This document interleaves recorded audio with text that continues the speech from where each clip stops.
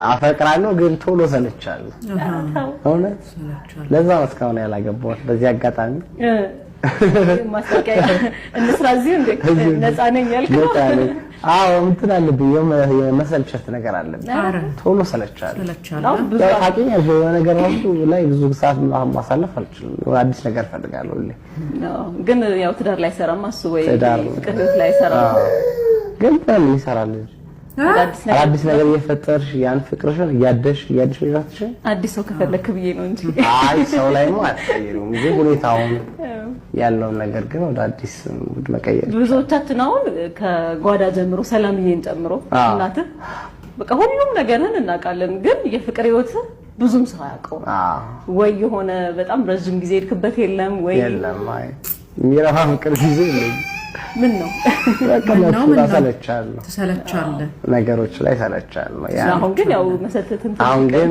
መረጋጋት ላይ ነኝ በዚህ አጋጣሚ ቆንጆ ቀይ ሴት ነው የምወደው አጉራ ረዘም ያለ እንዲህ ካለሽ መምጣት ትችላለሽ ያው እና ያለ በጣም ተስተካክያለሁ ነው ማለት በመግቢያ እንዳሳያችሁ እንግዲህ በጣም በሚያስጠላና በሚቀፍ ሁኔታ ሰውየው እንግዲህ ያልሆነ ነገር ሆኖ ተገንቷል ማለት ነው ምክንያቱም ሰውዬ እንግዲህ እንዳያችሁት ናዝሬት አዳማ ሄዶ በዚህ ሁኔታ እንግዲህ ልጆች ሲደበድቡት ልጆች ሲቀጠቅጡት በጣም ሲያንገላቱትና ሲያሰቃዩት አይተናል ማለት ነው በጣም ነው የሚያሳዝነው ለመናገር እኔ በጣም የተሰማኝ ከአንድ ጋዜጠኛ ከአንድ ታዋቂ ሰው እንደዚህ አይነት ነገር እኔ አልጠብቅም ነበርና በጣም በሚቀፍና በሚያስጠላ ሁኔታ እንግዲህ ኢትዮጵያ ውስጥ ምን እየተካሄደ እንደሆነ ነው እየታየ ያለው ማለት ነውና በጣም ያስጠላል በጣም ይደብራል በጣም ነው የሚቀፈው እንግዲህ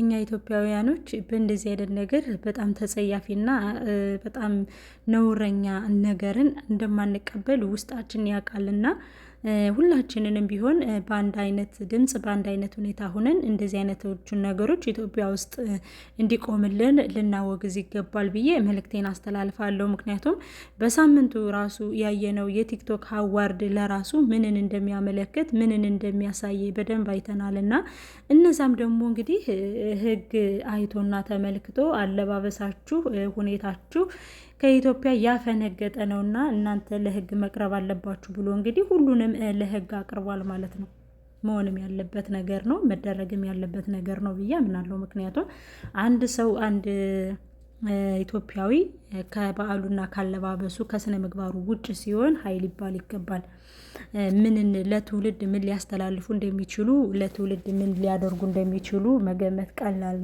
ስላልሆነ ማለት ነው እና እንግዲህ ይሄ ወንድማችንም እንግዲህ በብዙ ኢንተርቪዎችና በብዙ ነገሮች መሀል ብዙ ነገር ሲናገርና ብዙ የሚያስጠይፉ ብዙ የሚያስጠሉ ነገሮችን ሲናገር ሰምተናል ማንኛችንም ቢሆንና በጣም ከባድ ነው ሰላም ውድና የተከበራችሁ የኤልሲ ቤተሰቦች እንዴት ናችሁ ደህና ናችሁ እኔ ደህና ነኝ እግዚአብሔር ይመስገን ቪዲዮ ላይክ እና ሼር ሰብስክራይብ በማድረግ እንዴ ሁላችንም የበኩላችንን እንወጣ ብዬ መልእክቴን አስተላልፋለሁ ማለት ነው ዛሬ መልእክቴ የማስተላልፍላችሁ መልእክቴ እንግዲህ ጋዜጠኛ ሶፎንያስ በናዝሬት የገጠመውን ነገር አክሎም ደግሞ ፌስቡክ ላይ የጻፈውን ነገር ተንተና አድርጌ አቀርብላችኋለሁ ማለት ነው ምክንያቱም ወንድማችን ሶፎንያስ እንግዲህ አንዱ ወንድማችን ሃይ ሰላም እንዴት ነህ ብሎ የልብ ቅርጽ እንደጻፈለትና በዛ መካከል ደግሞ እንገናኝ ፈታ እንበል ምናምን እያለ እንግዲህ የአጸያፊ ቃላቶችን ሲጽፍ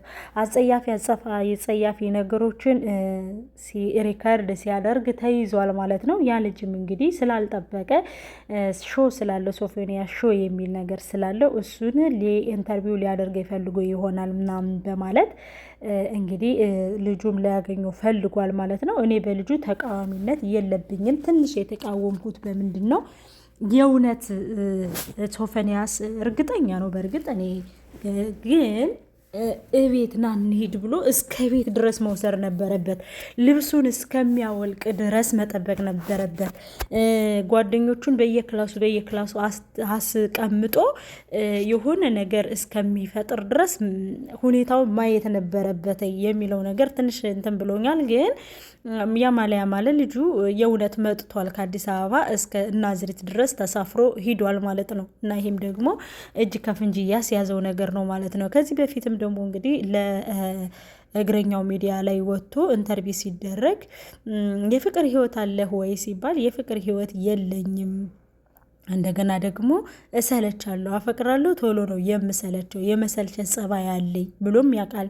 ከዚህ በፊትም አሞይ ቤተሰቦች ጸበል ወስደው ለአምልጫቸው ፖሊስ ሲመጣ አላቃቸውም፣ ዘመዶቼ አይደሉም አላቃቸውም ብዬ ዘመዶቼንም አስደብድቤ ያውቃለሁ ይላል። እንግዲህ እርኩስ መንፈስ ነው የታወቀ ነው። እና በጣም በሚያናድድና በሚያበሳጭ ሁኔታ እንግዲህ ልጁ የተናገረውን ኢንተርቪው እንደዚህም እየተባልክ ነው፣ እየተጠረጠርክ ነው፣ ብዙ ሰዎችም ቴክስት እየጻፉልኝ ነው፣ ብዙ ሰዎችም ብዙ ነገሮችን እያሉ ነው ብሎ ሲናገር ስሜን ለማጥፋት ነው ብሏል። እንግዲህ በቀደምም ደግሞ ኢንተርቪው እንደዚህ ይኸው ጽሁፍ አለ ይሄ ለምን እያየህ ዝም ትላለህ ብሎ ሲጠይቁት እንግዲህ ከእንግሊዝ የሚኖር ዘመዴ ነው፣ ወንድሜ ነው፣ ላፕቶፕ አምጥቶልኝ ነው፣ በቃ ብቻ የማያሳምን ነገሮችን ከእግረኛው ሚዲያ ላይ ተናግሮ ወርዷል። ይህም ደግሞ እንግዲህ ኃይል ያስብለው ይገባል ማለት ነው። አጭበርብሮም የሆነ ነገር ብሎም ምናምንም ወጥቷል።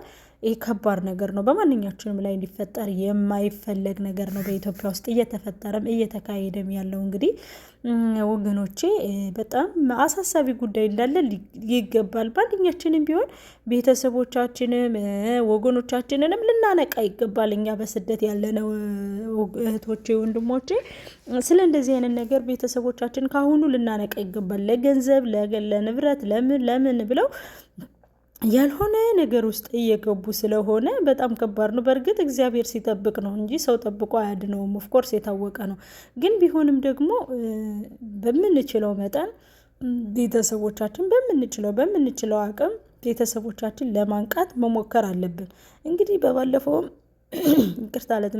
በባለፈውም እንግዲህ የቲክቶክ አዋርዱ ላይ እንዳያችሁትኝ በጣም በሚያስጠላና በሚቀፍ ሁኔታ ያለባበሳቸውን ስታይላቸውን የሆነ ነገራቸውን ምንም አይተናል።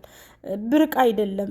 ኢትዮጵያ ውስጥ እንዲው የሆነ ነገር ስናይ ሃይ ብለን ለ3 ቀን ለ4 ቀን ዳሜጅ ስለምናደርገው ነው። ከዛ በኋላ ስለምንተወው ነው። ነገሮች አለፍልፈው ነው የሚያቆሙት፣ ለፍልፈው ነው የሚተውት።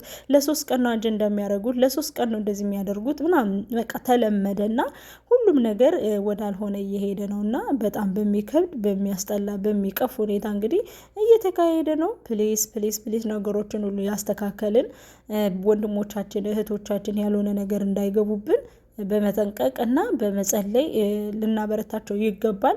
በጣም ቤተሰብ ያላወቀው ነገር ይሄ ቲክቶክ የሚባል ከመጣ በተለይ ሁሉም ህዝቤ ትንሹም ትልቁም እቃቃ መጫወት አቁሟል። ትንሹም ትልቁም ያልሆነ ነገር ውስጥ ነው እየገባ ያለው። ትንሹም ትልቁም በሚያስጠላ ነገር ውስጥ ነው ተጠምዶ ያለውና በጣም ያስጠላል፣ በጣም ይቀፋል፣ በጣም ደግሞ ይደብራል። በጣም ነው የሚያስጠላውና እኔ እንደዚህ ይሆናል ብዬ ጠብቄም አላቅም። እኔ እንጃ እኔ ምን እንደምላችሁ ቃላት ራሱ ያስጠላኛል። አንዳንድ ጊዜ ሳስበው ራሱ ይዘገንነኛል። በጣም ነው የሚያስጠላው፣ በጣም ነው የሚዘገንነውና ከባድ ነው። በቃ በጣም ከባድ ነው። እንደዚህ ምክንያቱም ከአንድ ጋዜጠኛ እንደዚህ ከአንድ ቴሌቪዥን አቅራቢ ከአንድ ጋዜጠኛ እንደዚህ ከጠበቅን ምን ሳለች ኢትዮጵያ? በቃ ኢትዮጵያ እኮ አብቅታለች። በቃ ምኑንና ምኑን ልናደርገው ነው? እኔ ግራ ግብት ያለኝ ነገር ነው። ምኑንና ምኑን ሊደረግ ነው? እንዴት ነው ህዝብ የሚመለሰው? እንዴት ነው ነገሮች የሚስተካከሉት? እንዴት ነው? እኔ ግራ ግብት ነው የሚለኝና በተቻለን መጠን ሰውን ልናጣራ ይገባል። በተለይ ደግሞ በእምነት እየተደበቁ በእምነት እየማኑ የሚመጡ ሰዎች ኃይል ይባሉ ይገባል። በጣም ያሳዝናል። በጣም ደግሞ ያሳዘነችኝ ወላድ እናቱ በመጨረሻ ቪዲዮን አስገባላችኋለሁ የእናቱን ምኞትና የእናቱን ተግባር። እናት ግን በጣም አሳዝናኛለች። ወላድ እንደዚህ አይነት መከራ አይድረስበት። ወላድ የአንዲት የወለደች እናት ልጇ ገደል ገብቶባት እንደማየት የሚያም ነገር የለም። በእርግጥ እናቲቱ ጥራለች፣ ጸበል ወስዳለች፣ ታግላለች፣ ብዙ ነገር አድርጋለች። የተመለሰላት ነው የመሰላት። ግን እኔ እንጃ፣ እኔ እናቲቱ በጣም ነው ያሳዘነችኝ። አሁን ያያት ሰው በቃ እናቲቱን ያያት ሰው የሶፎንያስን እናት ያያት ሰው በቃ እህቶቹን ቤተሰቦቹን ያያቸው ሰው ምን ያህል ልባቸው እንደተሰበረ ምን ያህል እንደተጎዱ ያያቸው ሰው በቃ ከባድ ነው። ከአንድ ወንድም ከአንድ ሀገር መሪ ዜና አቅራቢ ነው ከሚባል ወንድም እንደዚህ አይነት ነገር ስታዩ ከባድ ነው። እና እሷ ደግሞ መርቃው ካባ ልብሷት ወርቅ ለብሳ ምን ብላ መርቃው ወልደህ ልይህ ስመህ ልይህ ብላው በቃ እንዲወልድላት እንዲያገባላት የነበራት ጉጉት ከንቱ ሲቀር እንደማየት የሚያናድድ ነገር የለም በእውነት። እና እንግዲህ በየተርቢውም ተጠይቋል። የፍቅር እጮኛ የለህም፣ የፍቅር እንትን የለህም። እንደሰማችሁት ነው ቪዲዮውን ከመጀመሪያው። እና ይሄ ሀረካቱ የሆነ ነገሩ ምናምን ለራሱ በጣም ነው የሚያስጠላኝ። እኔ በነገራችን ላይ ከዚህ በፊትም ደስ አይለኝም ልጁ የሆነ ኢንተርቪው ሲደረግ ምናምን ያስጠላል። በቃ ንግግሩ በጣም ነው ንግግሩ የሚያስጠላና እንደዚህ እየተባልክ ነው ሲባል ራሱ አይደነግጥም። እንደዚህ እንደዚህ አይነት ነገር አለብህ ተብለሃል ሲባል ራሱ የለብኝም አባባሉ ይሰቀጥጣል። በቃ ይሄ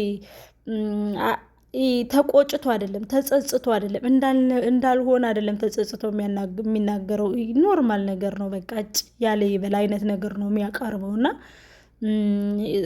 ለህዝቡ ምን የምትለው ነገር አለ ሲሉ ምንም የምለው ነገር የለም። እኔ እንዳልሆንኩኝ ይወቁ በቃ አለ አይደለ። እኔ ይቅርታ ምለው ምን አድርጌ እኔ አላደረኩም ለምንድን ነው ይቅርታ የምጠይቀው አይነት አባባሉ ለራሱ በጣም ነው የሚያስጠላው። እግረኛው ሚዲያ አፋጦ ሲጠይቀው በእርግጥ እኔ የምትወዱኝ የምታደንቁኝ እኔ እንዳልሆንኩኝ ይወቁልኝ አለቀ በቃ። እንደዚህ አይደለም ስነ ምግባር፣ እንደዚህ አይደለም